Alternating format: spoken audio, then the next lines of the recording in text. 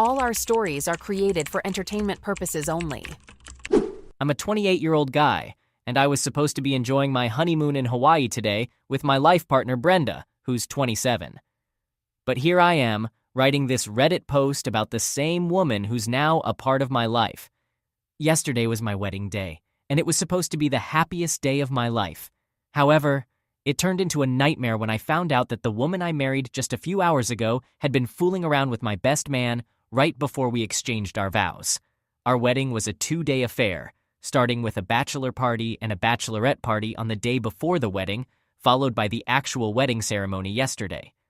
The plan was for us not to see each other during these 2 days, and I'd only lay eyes on her at the altar.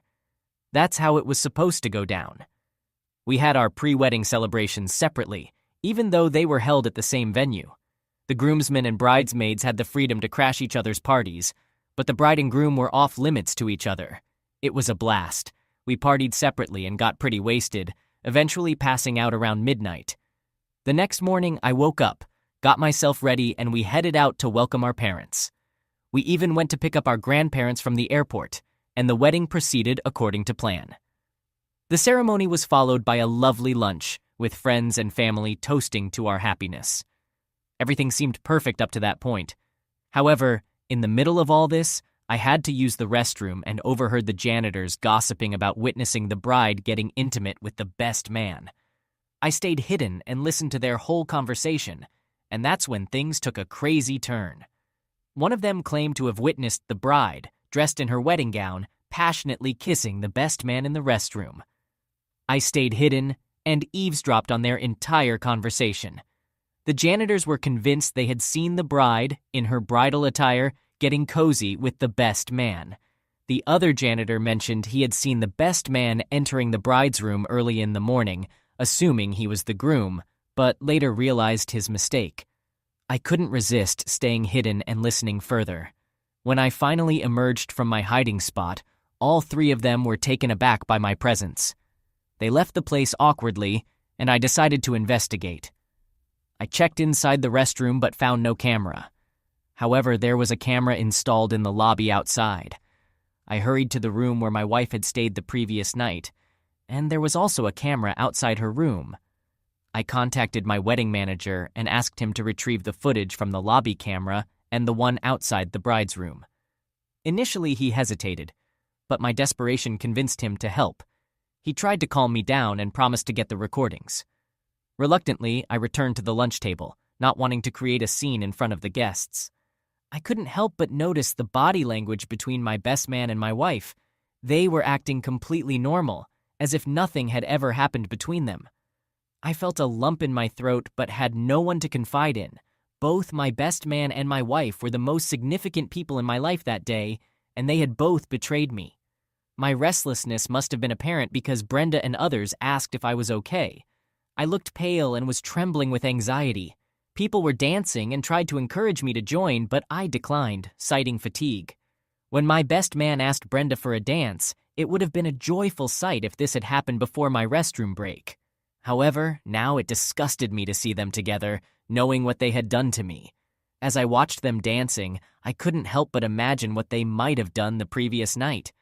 I know it sounds pathetic, but I couldn't help but imagine the details of how they had betrayed me. After a while, I received a text from the wedding manager informing me that he had obtained the recordings. I asked him to meet me in my room. Brenda was engrossed in conversation with the best man and other groomsmen. I headed back to my room, collected the footage from him, expressed my gratitude, and requested him to leave. I instructed him to inform anyone inquiring about me that I wanted some alone time. He nodded and exited the room. I locked myself in, my hands trembling as I prepared to view the recordings. I knew that my life was about to change dramatically. As I played the footage of our wedding day from the lobby camera, I witnessed my best man entering the men's restroom. Subsequently, when it emptied out after others had finished using it, he likely locked the door from the inside and summoned Brenda. She discreetly entered the restroom, and they remained locked inside for approximately 10 to 12 minutes. Meanwhile, a few other men attempted to use the restroom, but the door was bolted shut.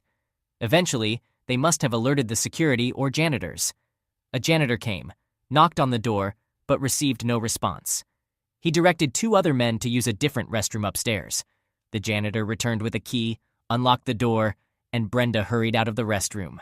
Tears welled up in my eyes. This was enough evidence to confirm what had occurred between them. However, my curiosity got the best of me, and I felt compelled to review the footage from the previous night. What I saw was a premeditated and deliberate act of betrayal. They were getting intimate in the lobby while heading toward her room, his hands all over her. I could only imagine what transpired once they entered that room. I cried like a baby, realizing that my wedding day had been ruined by the most important people in my life. I stood in the room, crying and cursing my fate. There were multiple knocks on my door, and my phone buzzed incessantly with texts and calls. I reached out to the event manager and requested that he inform everyone to give me some space. He complied, and the knocking ceased, but Brenda continued to text me to check on my well-being. I eventually turned off my phone, yet my restlessness persisted. I stormed out of the room and found that nearly all the guests had departed. Only a small group of family members, including both sets of parents, siblings, and a few close friends, remained. The best man had also vanished from the scene. Brenda was in tears. Her maid of honor, her parents, and others were consoling her. As soon as they saw me, everyone rushed over. My mom gave me a hug and asked what had gone wrong, but Brenda kept her distance. Maybe she and the best man had some idea of what had transpired. I looked at her and admitted, "I'm canceling the marriage right now." She burst into tears, and the rest bombarded me with questions. I switched on my phone and showed her father the footage of Brenda getting intimate in the lobby. The shock on his face said it all, and everyone grasped the situation. I decided to leave the venue. The event manager contacted me for the final settlement, but I told him to take care of it with the bride, making a scene at the venue. I haven't spoken to anyone since I left that place, driving over 200 miles to a remote countryside where I've been staying since yesterday afternoon. I left the venue in my wedding attire, but along the way, I changed into my gym clothes from the trunk of my car. It's been a pathetic situation. I've isolated myself and haven't uttered a word to anyone. The last meal I had was the wedding lunch. I want to visit the pastor for the annulment process, but I can't seem to find the motivation. Our flight to Hawaii was scheduled for this morning, and amidst all this chaos, I forgot to cancel it. I actually woke up today to the final calls from the airlines to board the flight, so that money went to waste.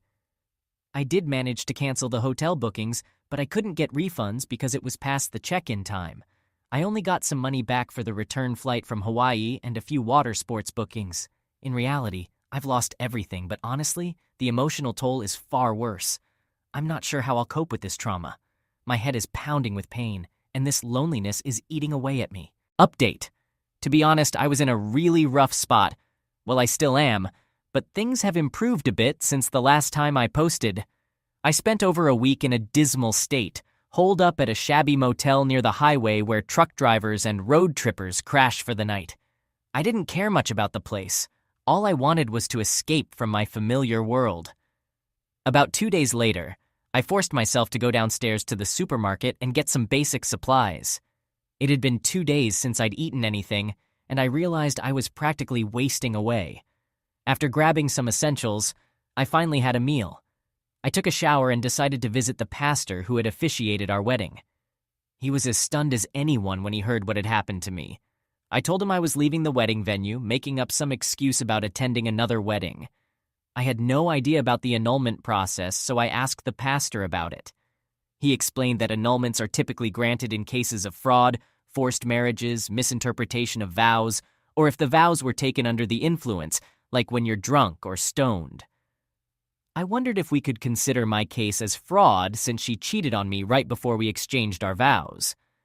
Unfortunately, he told me that in addition to the religious ceremony, we had also legally registered our marriage with the magistrate's office. So, annulment wasn't an option, and I had to go through the divorce process. I dreaded the thought of facing her during the divorce, but I had no other choice. I reached out to my parents, and they were understandably stressed out about the situation. They offered to support me in any way they could. I asked for a lawyer, and luckily, my dad, who's a businessman, had connections with attorneys. He provided me with the contact information of a divorce lawyer who was well-versed in handling such cases. My dad had already discussed my situation with the lawyer, so he was prepared to assist me. The lawyer assured me that in my case, The divorce process should be relatively quick since our marriage had not been legally consummated. I met with the lawyer, and he assured me that the divorce process would go smoothly. He wasted no time and started working on the paperwork.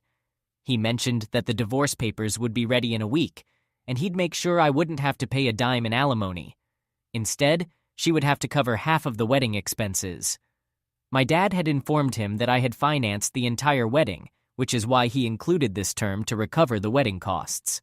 I also learned that my dad had settled the payment with the wedding planner. After I left the wedding venue, Brenda's parents promptly left as well, publicly disowning her. Her maid of honor accompanied her, and they departed together. Eventually, only my parents and grandparents remained, gathering my belongings from the wedding and settling things with the planner. My mom handed over the keys to my house. Brenda has moved in with my parents. She reached out to my mom, apologized, and requested her help in reconciling our relationship. Mom made it clear that she wouldn't interfere in our affairs, leaving the decision entirely up to me. Some people questioned in the comments about my choice of best man and how I could have someone like that in my wedding. Let me explain. He's been my friend since college, and we've known each other for a decade. Although he lives in Seattle now, whenever he's in town, we catch up and spend time together. Despite the distance, we've always stayed in touch. When I told him about my wedding, he was even more excited than I was. He flew down a week before the wedding and helped with the preparations and shopping. He's more than just a friend. He's like an extended family member. This wasn't the first time he had met Brenda, and he had never acted inappropriately before. We used to hang out together whenever he visited, even after I started dating Brenda. As for what he was thinking when he crossed the line with my wife before the wedding, I didn't want to dwell on it at the time. All I wanted was some peace of mind. Now let's talk about my soon-to-be ex-wife. We dated for 2.5 years, and even after deciding to get married, we waited for 5 months. During all those years of knowing each other, I never noticed any red flags. She was sweet, understanding, and never made advances toward my friends. Even when we hung out with my best man, there was never anything suspicious. When I returned to my now empty house, it honestly felt haunted. The last time I was here, we were happily preparing for the wedding and our future together. Now it's all in ruins. My mom came to visit me the next day and stayed with me for a few weeks.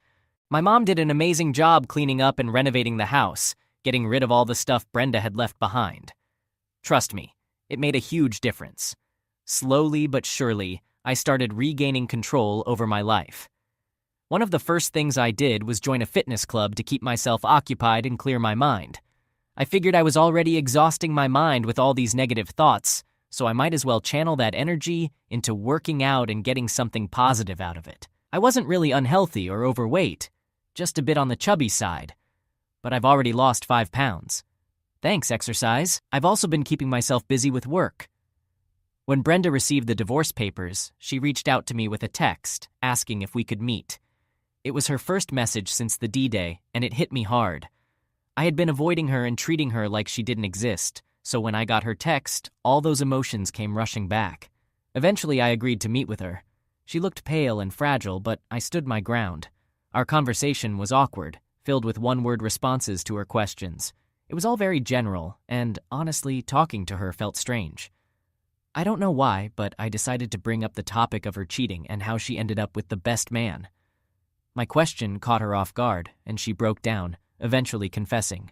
Her answer left me stunned. She said, "I've never cheated on you before, and I never thought I would. I wanted to be faithful to you for the rest of my life, but I confided in my bridesmaids about this, and they suggested I have one last fling before committing to a lifetime with one man." When the best man visited her group during the Bachelor Ed party, he jokingly mentioned that Grindr, referring to Brenda, was looking for someone to hook up with that night before tying the knot. The best man played along, saying, "Sure, I'm game." It was all in good fun, but it planted ideas in both of their heads. They began flirting as part of a game in front of everyone, but their attraction didn't fizzle out when they were alone. Things escalated, and they decided to have some fun the night before the wedding. So it wasn't just a one-time thing, it lasted the entire night. I remember it all happened after I passed out during my bachelor's party. I had to wake up early the next morning to pick up my grandparents from the airport, so I fell asleep shortly after midnight. My best man, on the other hand, was still partying, and that's when everything unfolded. I'm not sure if I should blame myself for going to bed early that night. After she confessed everything, she looked really sad and asked if we could give our relationship one last chance and start over. I told her no, I could never trust her again, and it's better for us to go our separate ways because our relationship wouldn't survive even if I tried. My feelings toward her have changed, and that's not something that can be fixed anytime soon. Maybe I'll forgive her down the road, but trusting her again is a whole different story. She cried, and I was crying too, but I stood my ground and didn't give in. She signed the divorce papers after that and sent them back to my lawyer. So the divorce is all settled now. I'm moving forward with my life, taking things one step at a time. I'm focused on my work, improving my skills, and trying to keep my drinking habits in check, which got a bit out of hand during the divorce. My mom and sister suggest I start dating again, but I'm not jumping back into the dating game anytime soon. Honestly, it's always a bit suspicious when your best man or maid of honor seem more excited and eager about your wedding than you are. It's like they're overcompensating for some intense guilt. In this case, the best man even disappeared, avoiding me after the wedding. The last time I saw him was on my wedding day, dancing with Brenda. I'm sure she must have updated him about our divorce. There was a lingering fear that they might get together after our divorce, but eventually I moved past that feeling of insecurity. Update: Brenda and I never crossed paths again. After moving out of my house, she stayed with her best friend until the divorce was finalized. I don't have any updates about her after that. I blocked her on all social media platforms. As for the best man, he completely ghosted me after the wedding day. The last time I saw him was at my wedding, dancing with Brenda. I'm pretty sure she informed him about our divorce. There was a worry that they might continue seeing each other after our divorce, but I've moved on from that insecurity. A few days ago, I ran into one of my college friends, who was also friends with the best man. He had attended my wedding as a groomsman. I hadn't kept in touch with anyone after the wedding, not even on social media. He told me that the best man was cheated on and dumped by his fiancée. Apparently, some of the groomsmen had heard that the best man was with my wife the night before the wedding, and when he left the venue after I locked myself in the room, they put two and two together. Eventually, news of my divorce got out, and they connected the dots. He mentioned that he lost touch with the best man for quite some time after that incident. However, coincidentally, he received a job offer from the same company where the best man worked, and they started crossing paths at the office occasionally. The best man was dating a coworker and even got engaged a month ago, but their engagement ended abruptly the day after it happened. Their wedding was scheduled for this month, and our friend had also been invited. However, the wedding got canceled, and that's when he found out about it. During an office party, the best man got drunk and confided in our friend, revealing that his fiancée had cheated on him, leading to the cancellation of the wedding. Our friend tried to console me by saying that the best man had experienced some karma for what he had done to me. I replied that I had moved past feelings of revenge and betrayal. When I was the one being cheated on, I had desperately wanted to ruin the best man's life, but now I simply don't care about either him or Brenda. They are like ghosts to me and hold no significance in my life. As an update for the Reddit community, I'm currently dating a wonderful woman from my office. She's a strong single mom with an adorable daughter, and I can't stop admiring their cuteness and their personalities. It's too early to determine if marriage is on the horizon, but her presence brightens my life. Last month, I introduced her to my parents during a dinner, and they absolutely adore her daughter. It was a heartwarming sight, and while we'd like to move forward with this relationship, we're both cautious and prefer not to rush into things. Perhaps we'll take a couple more years before considering marriage if it even happens. We might start living together soon, though. Story 2. I made a terrible mistake, and I lost the only man I've ever loved because of my selfish beliefs. It devastates me to think that I've caused him pain, but what's even more heartbreaking is realizing that he's gone from my life forever. I wish we could have fixed my mistakes and stayed together. I had a loving partner and friend, but I chose to throw it all away for meaningless flings with random guys. I was just 20 years old when I met my future husband Danny at the library. He handed me a book from the top shelf, and that simple act led to a conversation, and we exchanged numbers. Danny wasn't what you'd call a looker, but he had this irresistible charm about him. Our friendship quickly grew into a romantic relationship. He was my first in so many things. My first date, first kiss, first love, and my first experience. But for him, I wasn't the first, and that made me feel inadequate. He had more experience than me, which left me with doubts. When he proposed, I felt a mix of happiness and fear. I worried that maybe I had made the wrong choice for a life partner because I had no one else to compare Danny to. That's when I first suggested an open relationship, thinking it could help me gain more experience before our wedding. I was being selfish, thinking maybe he wasn't the right one for me. Danny was furious. He made it clear that he didn't want to share me and that he saw me as his future wife. His words touched me deeply, and for a while, I forgot about the idea of an open relationship. I agreed to become his wife. Our wedding was a small but joyful affair, surrounded by our family and friends. The first year of our marriage was wonderful, but eventually those nagging doubts came back. I worried that marriage had taken away the exciting adventures I could have had. My friends would share their stories of flings and excitement, and I had nothing to contribute. So I decided to talk to Danny about it. I initially hinted at the idea of an open relationship, but his reaction showed me that I might lose him if I pushed further.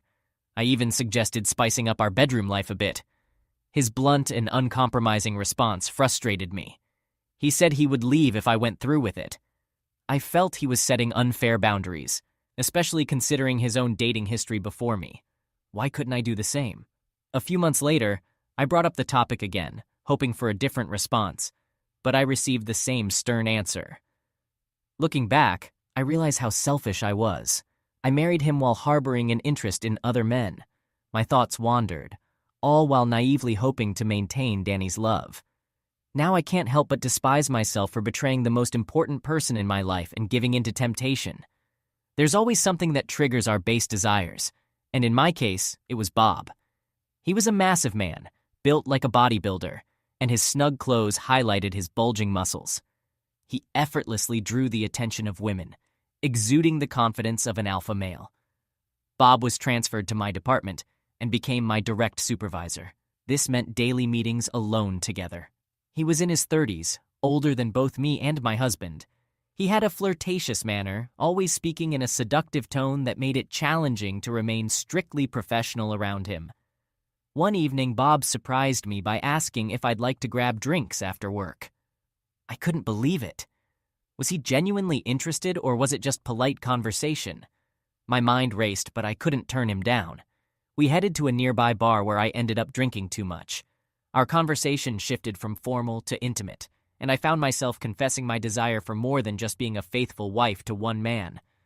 I spilled everything, from the idea of an open marriage that allowed freedom without guilt to my attraction toward him.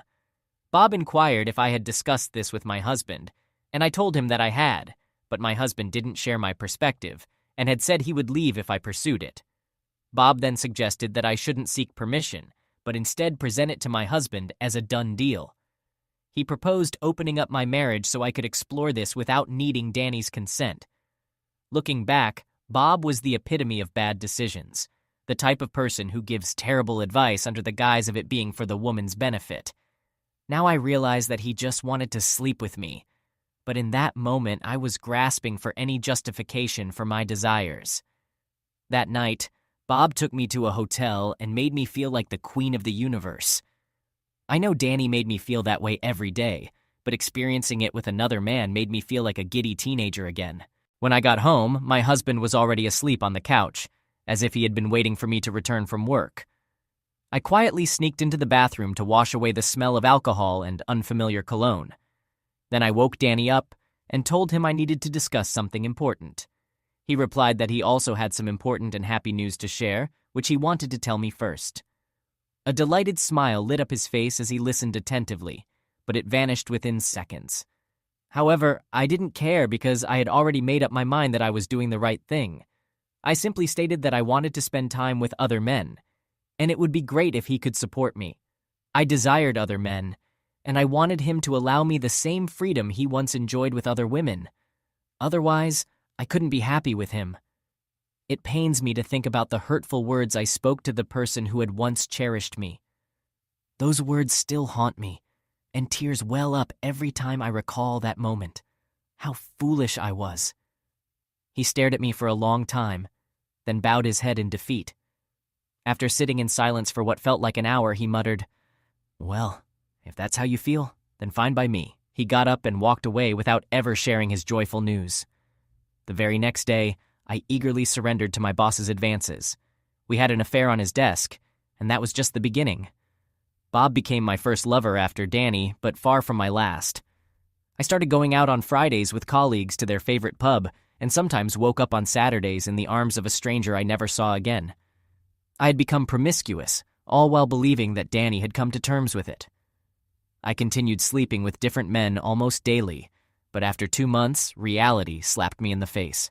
One Friday, while getting ready for work, Bob came by to pick me up, assuming my husband had already left for the day as usual. I thought we could seize the opportunity for some intimacy before heading to the office. However, to my surprise, Danny was still at home. He answered the door to find Bob standing there with flowers in hand. I couldn't make out their conversation over the noise of the shower. When I emerged, they were conversing amicably, as if everything was normal. Danny never displayed any emotion. No anger, hurt, disappointment, or sadness, just smiles or frowns. I genuinely thought he was completely okay with our open marriage. My naive, childish mind failed to see that I was only hurting myself. During the drive to work, Bob teased me about how well my husband seemed to have accepted the concept of an open relationship. It happened on a Friday. Bob and I booked a room with an incredible view of the city skyline. That night, we shared passionate intimacy. I returned home the next day on Saturday. As soon as I stepped inside, I sensed that something was amiss. An unusual silence hung in the air. My husband and I never worked on weekends, and he would usually have his favorite music blasting through the speakers. I peeked into our home gym, but he wasn't on the treadmill like he usually was on Saturday mornings. Hoping to find some sense of normalcy, I made my way to the kitchen, expecting him to have made coffee as he always did. On the kitchen counter, I noticed my favorite mug. It brought a smile to my face, offering a glimpse of our shared life. I reached for the mug, hoping to take a sip, only to discover it was empty. Inside, I found an envelope with a letter. I can't recall the exact words now, but I've kept it as a painful reminder of how I let a beautiful marriage crumble for the sake of casual flings. I'm deeply disappointed in myself. I've made many foolish mistakes, but losing Danny is my most profound regret. The note revealed that Danny had left for a month-long business trip to Canada. Upon his return, he intended to initiate divorce proceedings. He expressed regret for marrying me and spending so much time together. Next to the letter, there was a plane ticket and a passport with my name on it.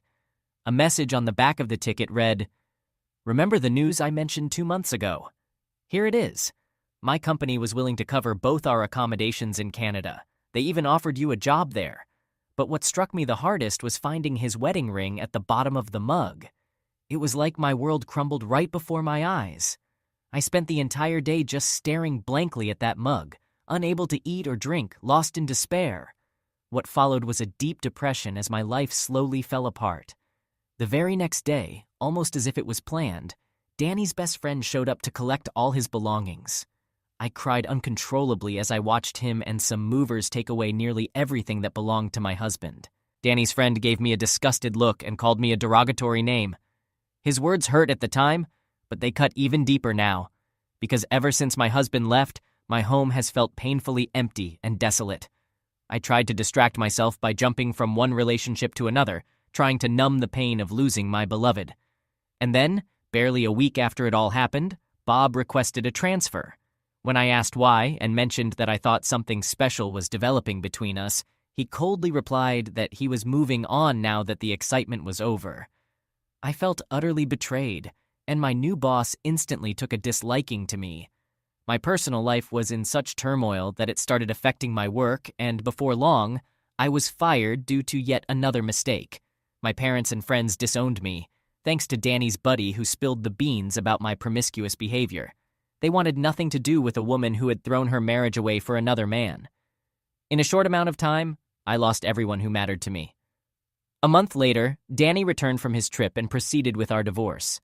I pleaded with him multiple times to listen and even suggested couples counseling, suspecting I might have nymphomania, but he refused to engage with me at all. By the time we officially split, I was left without our cozy home, without the support of my loving partner, and without a single soul who cared about me. I still deeply despise myself for destroying it all.